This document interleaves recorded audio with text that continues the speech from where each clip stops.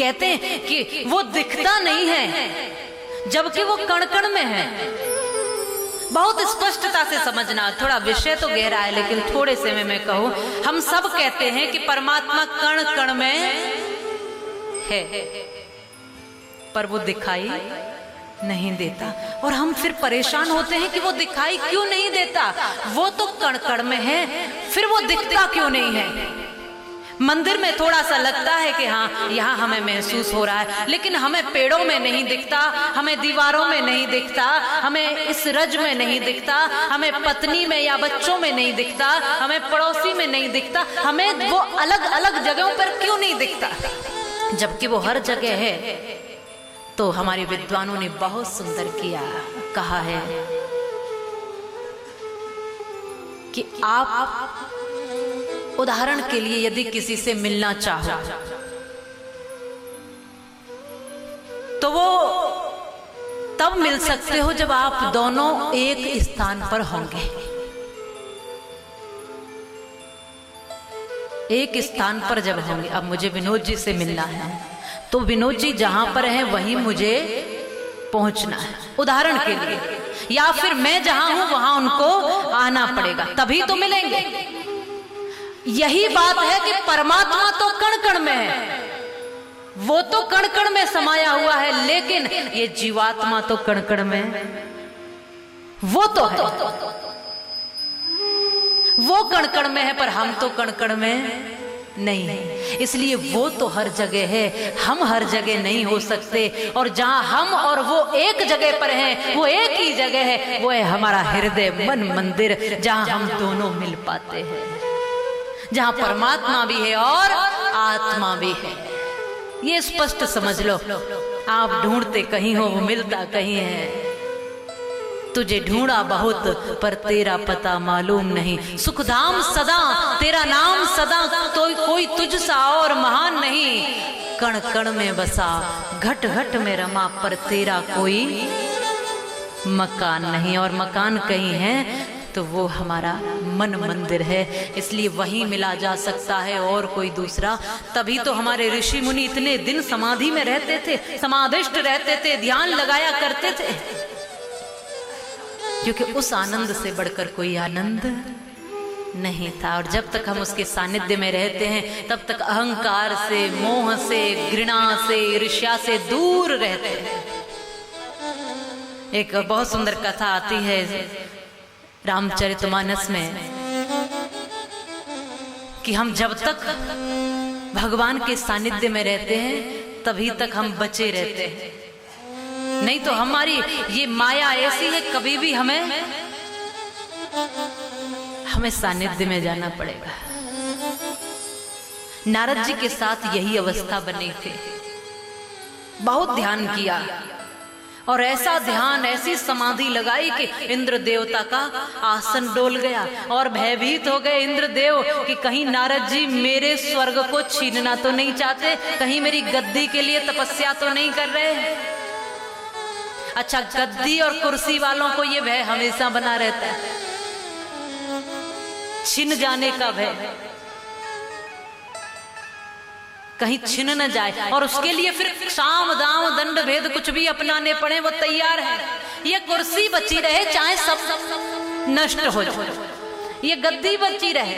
अब इंद्र देवता की गद्दी बची रहे, इसके लिए इंद्र देव ने कामदेव को बुलाया, परीक्षा लेनी चाहिए, नारद जी की परीक्षा लो, और इनका ये जो ध्यान है, ये समाधि है, इसको तोड़ो कैसे भी, नहीं तो मेरी कुर्सी खतरे में है। इसलिए जमीन वाले हमेशा भय से मुक्त रहते हैं, जो जमीन में बैठते हैं। कुर्सी वाले हमेशा ऐसे ऐसे गिरने का डर होता है ना। अब यहां से कहां गिरोगे, नीचे से। ऊंचाइयों पे जाना तो आसान है, लेकिन ऊंचाइयों से जब गिरते हैं उतने ही भयंकर चोट लगती है। यहां से गिरेंगे भी तो क्या, मां की गोद में ही तो है। ऊंचाइयों पे जाना आसान है, लेकिन ऊंचाइयों को संभालना मुश्किल है। अब इंद्र देवता भयभीत हुए, माताओं, कामदेव को बुलाया, समाधि तोड़ी जाए, ध्यान तोड़ा जाए नारद जी का। डरते डराते बेचारा कामदेव पहुंचा।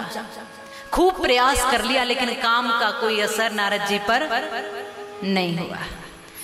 और इस बात का जब पता इंद्र को चला, बेचारा लौट कर कामदेव जब गया तो इंद्र ने अब सोचा अब क्या होगा। जिसने काम को भी हरा दिया और कुछ पाने के लिए नहीं, कुछ चाहिए नहीं, वो बस अपना आनंद और अपनी संतों की मुनियों की अपनी ही एक मस्ती होती है। मन लाग्यो मेरे यार फकीरी,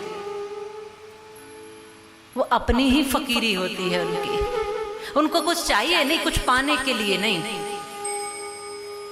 बस ऐसे ही अपने आनंद के लिए।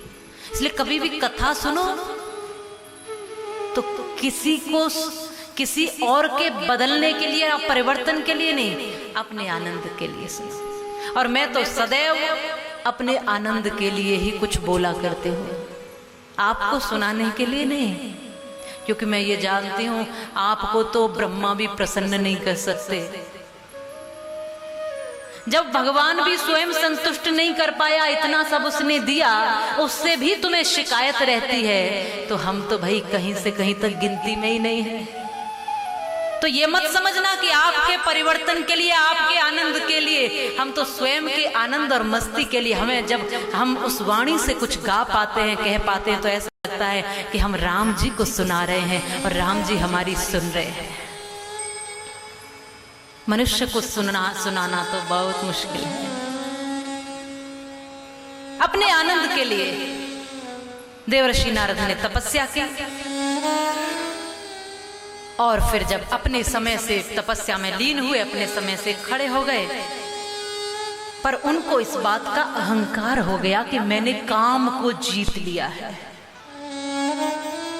कई बार हम साधना करके कुछ पा तो लेते हैं, पर हमारे अंदर अहंकार कहीं से भी घुस गया तो फिर साधना हमारी किसी काम की नहीं रही।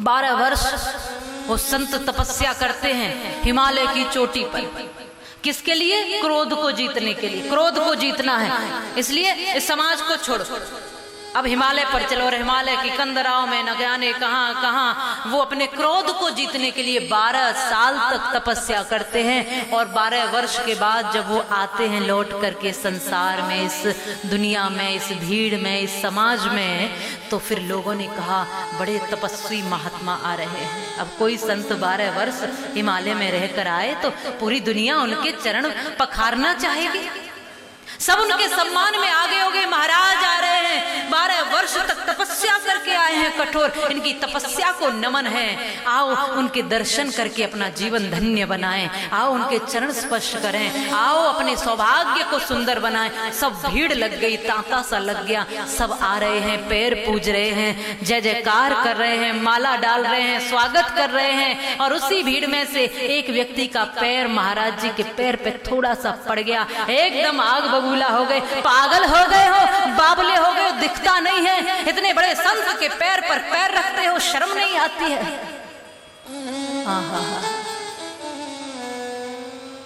एक व्यक्ति ने हाथ जोड़कर कहा, महाराज जी आप कहां से आ रहे हैं? बोले हिमालय से आ रहा हूं। क्यों गए थे? क्रोध को जीतने गया था।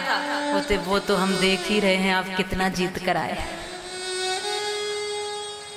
12 वर्ष हिमालय जो नहीं सिखा पाया, इस समाज ने एक पल में सिखा दिया।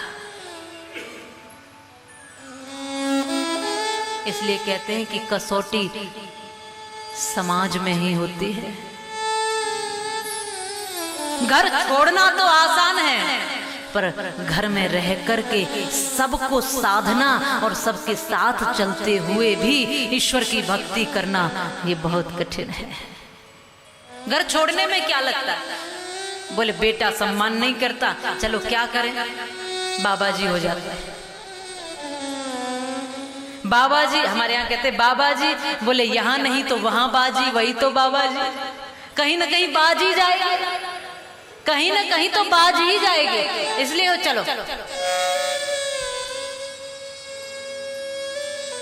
घर छोड़ना आसान है माताओं, पर घर में रह कर के भी, भीड़ में रहकर अपने आप को एकांत में रखना बहुत मुश्किल है। ये बहुत बड़ी साधना है।